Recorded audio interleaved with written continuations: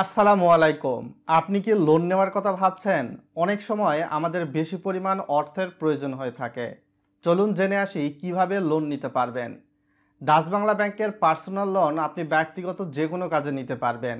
সেটা আপনি যদি মনে করেন যে পড়াশোনার কাজে নেবেন বা এমার্জেন্সি ট্রিটমেন্ট মেডিকেলের ক্ষেত্রে বা ব্যবসার ক্ষেত্রে বা ইলেকট্রনিক যন্ত্রপাতি ক্রয় থেকে শুরু করে বিয়ে শাদী বিভিন্ন কাজে। ডাচ বাংলা ব্যাংক সাধারণত 4 শ্রেণীর ব্যক্তিদের লোন দেয়। প্রথমত হচ্ছে চাকরিজীবী, দ্বিতীয়ত হচ্ছে প্রফেশনাল ব্যক্তি, তৃতীয়ত হচ্ছে বাড়িওয়ালা, চতুর্থ হচ্ছে ব্যবসায়ী। লোনের পরিমাণ সর্বনিম্ন 50,000 টাকা হয়, আর সর্বাধিক লোনের পরিমাণ ডাচ বাংলা ব্যাংক দেয় 20 লক্ষ। এর নিচে সম্ভব না। এই লোনের মেয়াদ হয়ে থাকে 1 বছর থেকে সর্বোচ্চ 5 বছর, অর্থাৎ 1 বছর, 2 বছর, 3 বছর, 4 বছর এবং 5 বছর, এর মধ্যে যে কোনো একটা নিতে পারবেন। নতুন লোনের ইন্টারেস্ট রেট বর্তমান সময়ে আপডেট করা হয়েছে 11.50%। আর অন্য ব্যাংক থেকে যদি ডাচ বাংলা ব্যাংকে টেক ওভার করে লোন নিয়ে আসেন তাহলে 11%, এবং লোন নেওয়ার ক্ষেত্রে প্রসেসিং ফি কিন্তু 0.50% প্রযোজ্য হবে। এর বাইরে ডাচ বাংলা ব্যাংকে লোনের কোনো হিডেন চার্জ নেই। ডাচ বাংলা ব্যাংক থেকে বেতনভুক্ত ব্যক্তি লোন নিতে পারবে 18 থেকে 70 বছরের বয়স পর্যন্ত। সেক্ষেত্রে মাসিক আয় 30,000 হতে হবে। বেসরকারি চাকরি করলে চাকরির অভিজ্ঞতা 1 থেকে 2 বছর হতে হবে, আর সরকারি বা আধা সরকারি চাকরি করলে মিনিমাম চাকরির বয়স 6 মাস হতে হবে। এর নিচে হলে হবে না।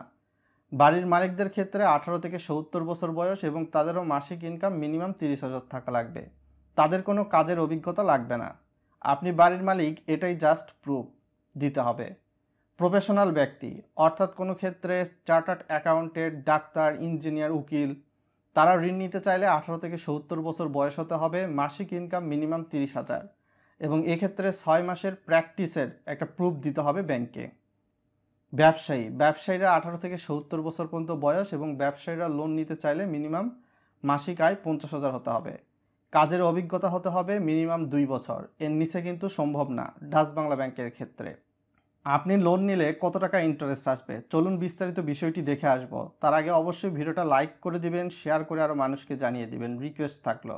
1 লক্ষ টাকা 5 বছরের জন্য লোন নিতে চাইলে 11.50% ইন্টারেস্টে মাসিক কিস্তি আসবে 2199.26, এবং আপনাকে মোট 5 বছরে পরিশোধ করতে হবে 1,31,955.64।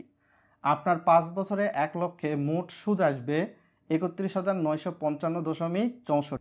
আর যদি আপনি 1 লক্ষ টাকা লোন নেন 1 বছরের মধ্যে পরিশোধ করতে চান 11.50% ইন্টারেস্টে, আপনার মাসিক কিস্তি আসবে 8,861.51। সেক্ষেত্রে মোট পরিশোধ করতে হবে 1,06,338.06। আপনার মোট ইন্টারেস্ট আসবে 6,338.06। অনেকটাই কম 1 বছরের মধ্যে পরিশোধ করলে।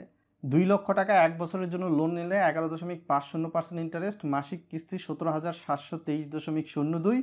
আপনাকে মোট পরিশোধ করতে হবে 2,12,676.12।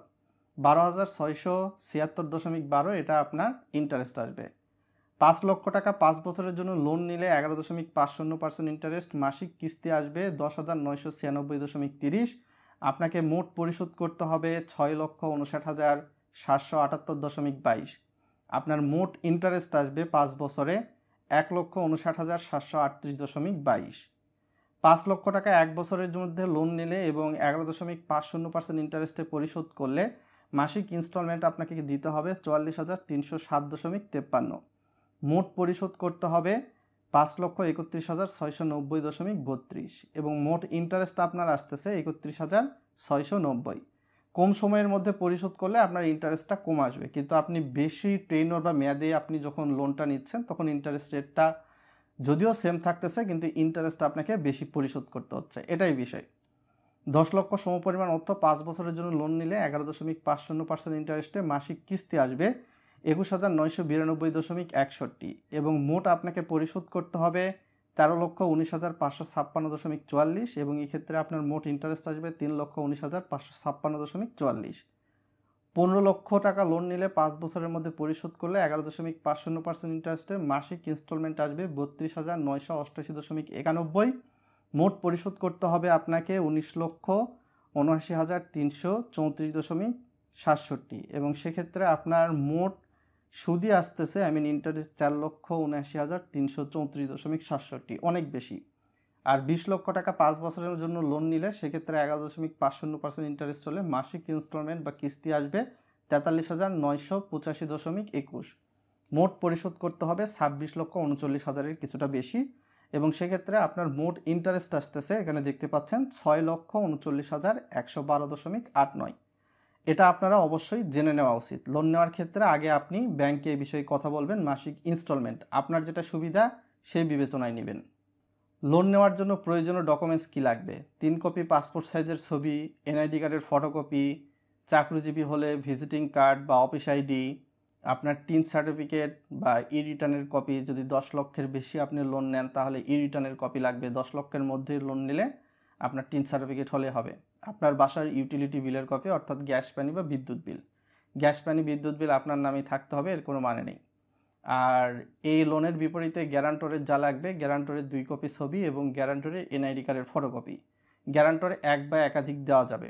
আর এই ক্ষেত্রে লোন নিতে চাইলে অবশ্যই ডাচ বাংলা ব্যাংকে আপনার একটা নর্মাল সেভিংস অ্যাকাউন্ট মিনিমাম থাকতে হবে, আদারওয়াইজ লোনের জন্য আবেদন করতে পারবেন না। যারা নিয়মিত লেনদেন করেন তারা আবেদন করতে পারবেন। লোন নেওয়ার ক্ষেত্রে প্রার্থীর ধরন ভেদে ডকুমেন্টস: বেতনভুক্ত স্যালারি সার্টিফিকেট অথবা প্লে স্লিপ এবং লাস্ট 6 মাসের ব্যাংক স্টেটমেন্ট যেখানে ভালো ট্রানজ্যাকশন থাকবে। বাড়িওয়ালা লাস্ট 6 মাসের ব্যাংক স্টেটমেন্ট, ওনারশিপ ডকুমেন্টস আপনার বাসার, তারপর বাড়ি ভাড়ার চুক্তিপত্র। প্রফেশনাল ব্যক্তি ডাক্তার, ইঞ্জিনিয়ার, চার্টার্ড অ্যাকাউন্টেন্ট, উকিল তাদের জন্য প্রফেশনাল সার্টিফিকেটের কপি, আয়ের ডিক্লারেশন, লাস্ট 6 মাসের ব্যাংক স্টেটমেন্ট যেখানে ভালো ট্রানজ্যাকশন থাকবে। ব্যবসায়ী হলে ব্যবসার ট্রেড লাইসেন্সের কপি, লাস্ট 1 বছরের ব্যাংক স্টেটমেন্ট, পার্টনারশিপ ডিড যদি থাকে দিবেন, মোয়া কপি এটি থাকলে দিবেন, না থাকলে দেওয়ার দরকার নাই। অল রাইটস, লোন নেওয়ার পরবর্তীতে আপনি যদি আর্লি সেটেলমেন্ট করতে চান, মেয়াদ পূর্তির আগেই লোনটা পরিশোধ করতে চান, সেটা করতে পারবেন। তবে সেক্ষেত্রে লোন নেওয়ার মিনিমাম 6 মাস পরে এটা করতে হবে। আর আর্লি সেটেলমেন্ট বাবদ ফি কিন্তু 0.50% এসে থাকবে। এটা যে কোনো সময় আবার পরিবর্তনও হতে পারে। আপনি লোনের ক্ষেত্রে নিজে এককভাবে আবেদন করতে পারেন এবং আপনার ফ্যামিলি মেম্বার নিয়ে যৌথভাবেও আবেদন করতে পারেন। সেক্ষেত্রে তাদের এনআইডি কার্ড বা পাসপোর্ট এগুলো প্রয়োজনীয় ডকুমেন্টস লাগবে এবং তাদের ছবি লাগবে। আপনাদের কাছে কি মনে হয়, পার্সোনাল লোন নেওয়া ইজি নাকি কঠিন? জানান ভিডিওর কমেন্ট বক্সে।